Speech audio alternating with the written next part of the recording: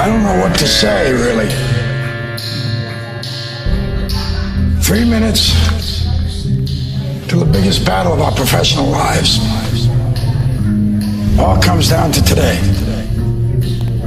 Either we heal as a team, or we're gonna crumble. Inch by inch, play by play, till we're finished. We're in hell right now. But I tell you, there are some times in life where you fall down and you feel like you don't have the strength to get back up. You sort of put a mask on your face when you come to school and pretend that everything's okay when it's not, and you go home and lay in your bed when no one's looking at you and you don't have to impress anybody. You're yourself. And fear comes in. You know the fear that you have as soon as you walk into the doors of your house. Maybe it's a broken home. Maybe you have doubt in your life. Maybe you don't know for sure what's going to be happening in the future and it scares you. Maybe you're worried about what people think of you, what people say about you. Just that fear paralyzes you. And I just want to ask you today, do you think you have hope? Let me tell you something you already know. The world ain't all sunshine and rainbows. It's a very mean and nasty place, and I don't care how tough you are, it will beat you to your knees and keep you there permanently if you let it. You, me, or nobody is gonna hit as hard as life. But it ain't about how hard you hit. It's about how hard you can get hit and keep moving forward. How much you can take and keep moving forward. That's how winning is done. Pain is temporary. It may last for a minute, or an hour, or a day, or even a year. But eventually, it will subside, and something else will take its place. If I quit, however, it will last forever. I'm down here, face down, and I have no arms, no legs. It should be impossible for me to get back up.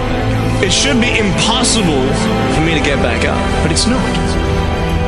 You see, I will try 100 times to get up, and if I fail 100 times, if I fail and I give up, do you think that I'm ever going to get up?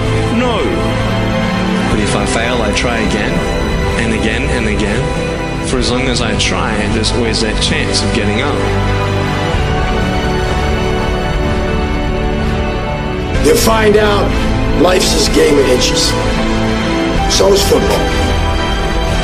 Because in either game, life or football, the margin for error is so small. I mean, 1/2 a step too late or too early, and you don't quite make it.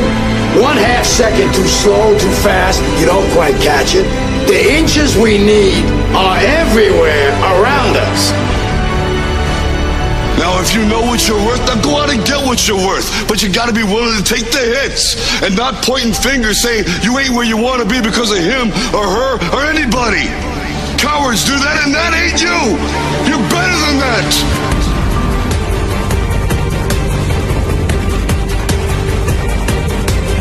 The most important thing is this: to be able at any moment to sacrifice what you are for what you will become.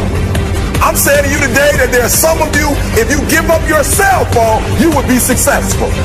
Some of you need to give up your cell phone, because the time you spend on your cell phone could be used for your success. The time you could be using to be successful, you're using it on the cell, and the cell phone is not bringing you nothing but a bill. Very often you're getting what you're asking for, you're just not aware of how general you're asking. Clarity is power. The more clear you are about exactly what it is you want, the more your brain knows how to get there. Your brain is a servo mechanism. If you don't know exactly what you want, or you let yourself get beyond that into something general, you're not going to achieve it. Clarity is power. You got to know the specific result you're after. What do you want? If you can't answer that question right now in your personal life, in your body, in your relationships, in your finances, in your spirituality, then you're not going to be as fulfilled as you want to be.